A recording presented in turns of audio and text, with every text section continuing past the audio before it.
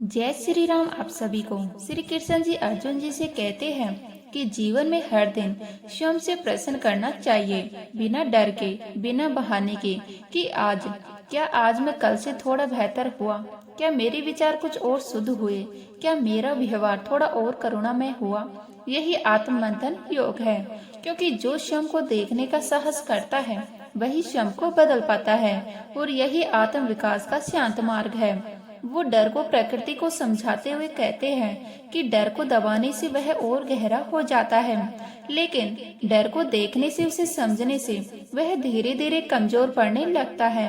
करुणा डर की सबसे बड़ी औषधि है, क्योंकि जब मनुष्य डर के मूल को पहचान लेता है तब डर अपना प्रभाव खोने लगता है। साहस का अर्थ डर का ना होना नहीं है।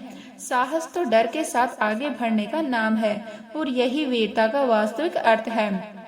अंत में श्री कृष्ण जी अर्जुन जी को यह स्मरण कराते हैं कि जीवन में संतुलन बनाए रखने के लिए सरलता आवश्यकता है, क्योंकि जटिल जीवन मन को थका देता है, जबकि सरल जीवन मन को विश्राम देता है। कम आवश्यकताएं अधिक स्वतंत्रता देती है, और स्वतंत्र मन ही ऊंचा सोच पाता है। श्री कृष्ण जी अर्जुन जी को यह समझाते हैं कि यही कारण है कि सरलता को श्रेष्ठ कहा गया है, क्योंकि वही भीतर की सच्ची समृद्धि है। सरल मन ही जीवन को बिना बोझ के जी पाता है। वो कहते हैं कि संसार में हर व्यक्ति अपने ही कर्मों का फल भोगता है, कोई किसी का भाग्य नहीं छीन सकता। इसीलिए दूसरों से ईर्ष्या करना अपने ही भीतर की ऊर्जा को नष्ट करना है। ईर्ष्या मन को खा जाती है, दृष्टि को धुंधला कर देती है, जबकि अपनी ही यात्रा पर ध्यान रखने वाला व्यक्ति बिना शोर किए आगे बढ़ता चला जाता है। यही आत्म केंद्रित प्रगति है, यही स्वस्थ दृष्टि है। फिर श्री कृष्ण जी प्रेम की गहराई को खोलते हुए कहते हैं कि प्रेम और आसक्ति एक नई है। आसक्ति भय पैदा करती है, खोने का डर, नियंत्रण की चाह है, जबकि प्रेम स्वतंत्रता देता है। वह बांधता नहीं, फैलता है। जो प्रेम करता है वह सामने वाले को सांस लेने की जगह देता है, और जो आसक्त होता है वह अनजाने में जकड़ लेता है। इसीलिए प्रेम में भी विवेक आवश्यक है। यही शुद्ध संबंधों की पहचान है, यही हृदय की वास्तविक पवित्रता है। वो अर्जुन जी को यह भी बताते हैं कि जीवन में हर अंत अपने भीतर एक नए आरंभ का संकेत छुपाए होता है। जो समाप्त हो रहा है उसने अपना कार्य पूरा कर लिया है। उससे चिपके रहना केवल पीड़ा देता है।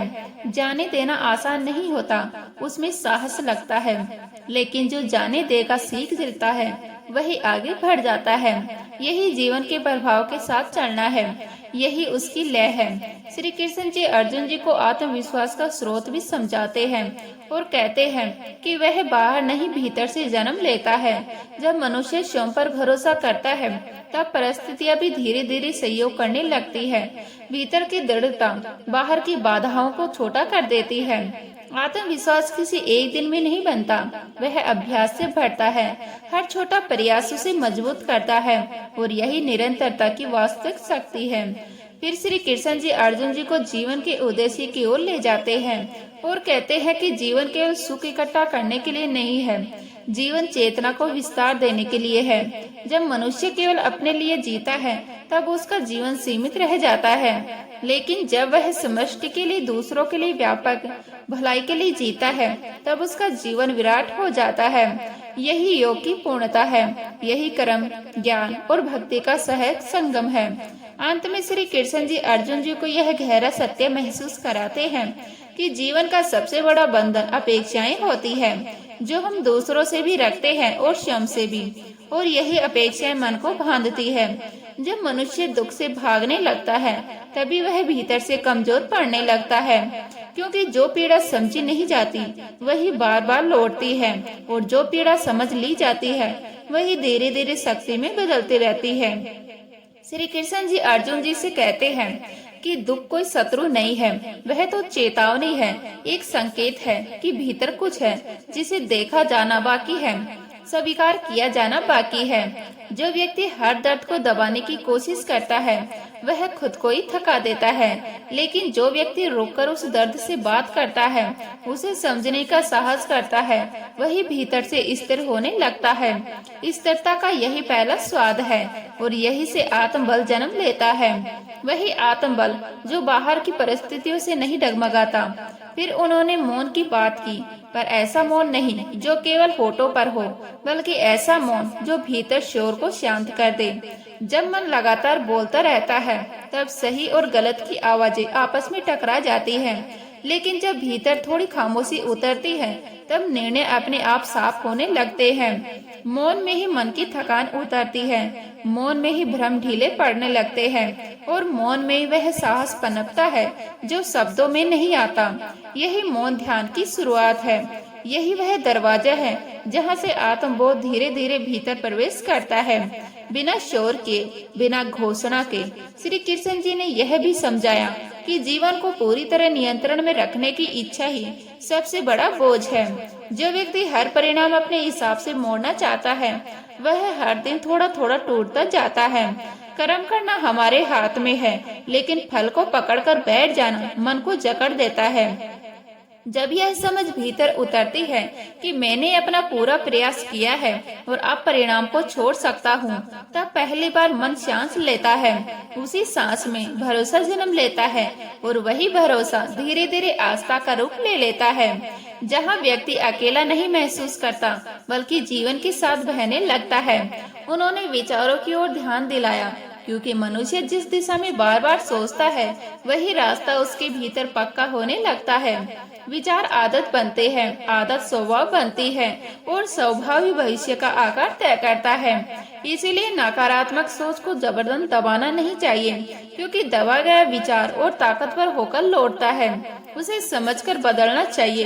धीरे धीरे अभ्यास के साथ सकारात्मक दृष्टि कोई वरदान नहीं है, यह रोज के छोटे प्रयासों से बनती है और जो व्यक्ति इस अभ्यास में टिक जाता है वही सच में खुद को बदल पाता है, बिना शोर मचाए, बिना दूसरों को दोष दिए। फिर अपेक्षाओं की बात आती है, क्योंकि सबसे गहरी गांठ वही बनती है। जब मनुष्य दूसरों से अपने अनुसार व्यवहार की उम्मीद करने लगता है तब असंतोष जन्म लेता है। अपेक्षा पूरी हो जाए तो अहंकार चुपचाप भरता है और पूरी ना हो तो दुख मन में घर बना लेता है। इसीलिए अपेक्षा की जगह स्वीकार का भाव जरूरी है। स्वीकार मन को हल्का करता है और हल्का मन ही शांत हो सकता है। इसी हल्केपन में मानसिक स्वतंत्रता की शुरुआत होती है, जहाँ व्यक्ति दूसरों के बदलने का इंतजार नहीं करता बल्कि खुद के भीतर संतुलन खोजने लगता है और यही से यात्रा उल्टी दिशा में बहने लगती है। बाहर से भीतर की ओर, नियंत्रण से भरोसे की ओर, शब्दों से मौन की ओर, डर से समझ की ओर। श्री कृष्ण जी अर्जुन जी से कहते हैं, जीवन में सरल निर्णय वही ले पाता है जिसका मन साफ होता है, क्योंकि उलझा हुआ मन हर छोटी बात को भी भारी बना देता है और फिर व्यक्ति खुद ही अपने बोझ के नीचे दबने लगता है।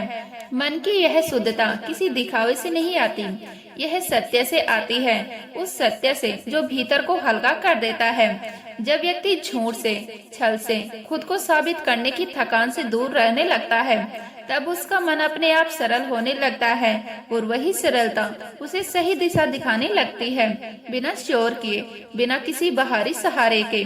फिर उन्होंने आत्मविश्वास की बात को पलटकर रखा, यह कहते हुए कि आत्मविश्वास दूसरों की स्वीकृति से पैदा नहीं होता, वह तो अपने प्रयासों की मिट्टी में धीरे धीरे उगता है। जब व्यक्ति खुद को उसी रूप में स्वीकार कर लेता है जैसा वह है, तब उसके भीतर डर की पकड़ ढीली पड़ने लगती है। निडर मन सृजन करता है, नए रास्ते बनाता है, जबकि भय से भरा मन केवल दूसरों की नकल करता रहता है। इसलिए स्वयं पर भरोसा करना कोई घमंड नहीं है, यह जीवन को ईमानदारी से जीने की हिम्मत है।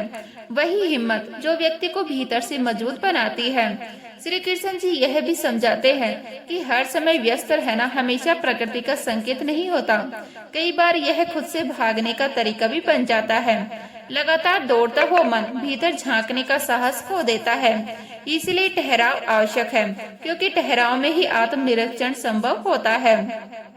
जब व्यक्ति रुकता है तब पहली बार वह सुन पाता है कि भीतर क्या चल रहा है, क्या थका हुआ है, क्या अनसुना रह गया है। यही ठहराव साधना है, यही विश्राम का वह रूप है जो मन को फिर से संतुलन में लाता है और जीवन की दिशा को स्पष्ट करता है। उन्होंने संबंधों को लेकर भी दृष्टि बदली, यह कहते हुए कि जीवन में कोई भी संबंध व्यर्थ नहीं होता, हर संबंध कुछ सिखाने आता है।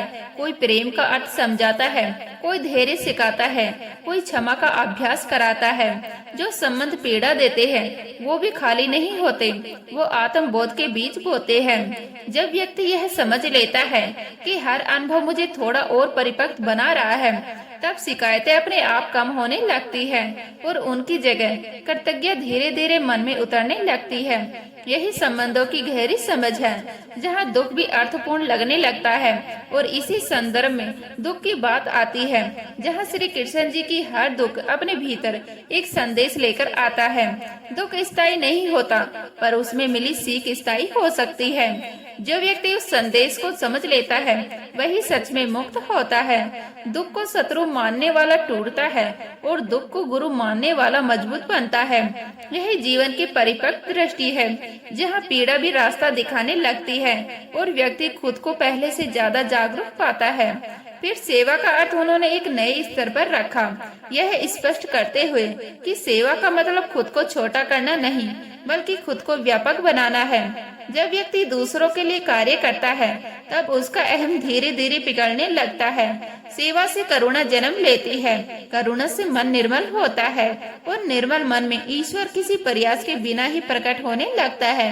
यही सेवा की आध्यात्मिक शक्ति है, जो भीतर को बदलती जाती है, चुपचाप गहराई से। और यह परिवर्तन अभी पूरा नहीं हुआ। तो हम उम्मीद करते हैं कि आपको उपदेश और कहानी पसंद आई होंगी। तो मित्रों, आपको यह उपदेश और कहानी अच्छी लगी हो तो वीडियो को लाइक करके हमारे चैनल को सब्सक्राइब कर लीजिएगा और अपने दोस्तों रिश्तेदारों को भी यह ज्ञान भरी वीडियो शेयर कर दीजिएगा। और कमेंट में जय श्री कृष्ण लिखना ना भूलें। तो मित्रों, आपका पूरा वीडियो देखने के लिए धन्यवाद। जय श्री कृष्ण।